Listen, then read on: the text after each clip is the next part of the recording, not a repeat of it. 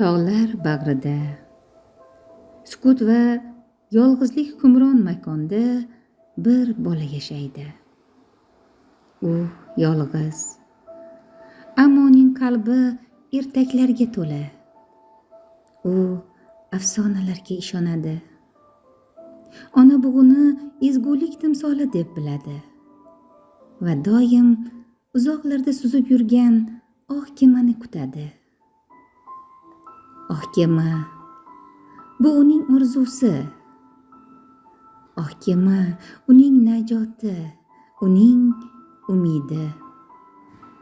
Ammo bu dunyo kattalarga begona. Ular uchun tabiat foyda, afsona kulgi, bolaning ovozi esa sukunat.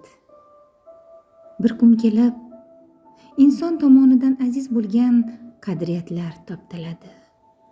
Bu faqat bir qadriyatninggina emas, insoniylikning yemrilishi edi.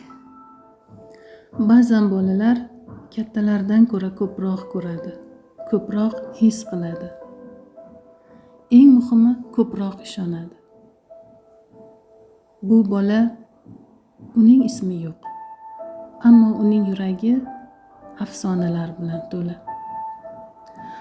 Uni faqat tog'lar o'z bag'rida erkalaydi, kattalar esa befarq.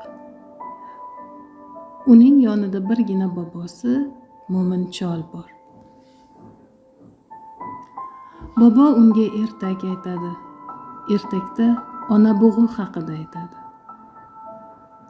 Ertakka poklik va mehrni qo'shib aytadi. Bu ertak bolaning butun dunyosi, borlig'i. Ammo bu dunyoda boshqa qonunlar ham bor. Shafqatsizlik, manfaat, vijdonsizlik. O'rozqul o'z nafsiga quli bo'lgan obraz.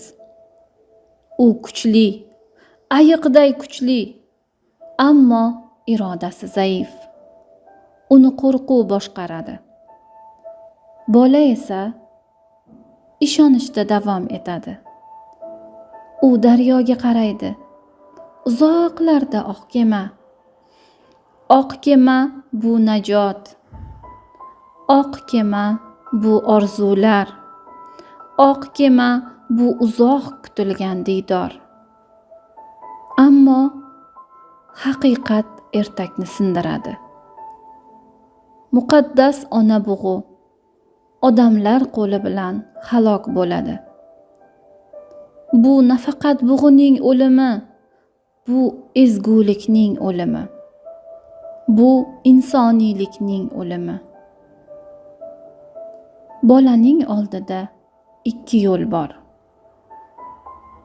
Chirkin dunyoda, insoniylikdan yiroq kattalar olamida yashash yoki baliq bo'lib orzulari dunyosiga suzib ketish.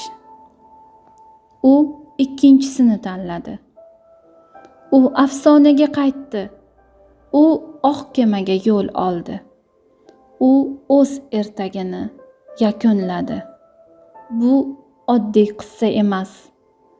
Bu bolalik faryodi, vijdon ustidan hukm, insoniyatga berilgan savol. Agar siz bu savollarga javob topmoqchi bo'lsangiz yoki kattalar anglamagan bolaning qalbiga quloq tutmoqni istasangiz, albatta Chingiz Aytmatovning Oq kema qissasini o'qib chiqing. Oq kema bolalikni yo'qotgan jamiyat haqida fojiali qissa.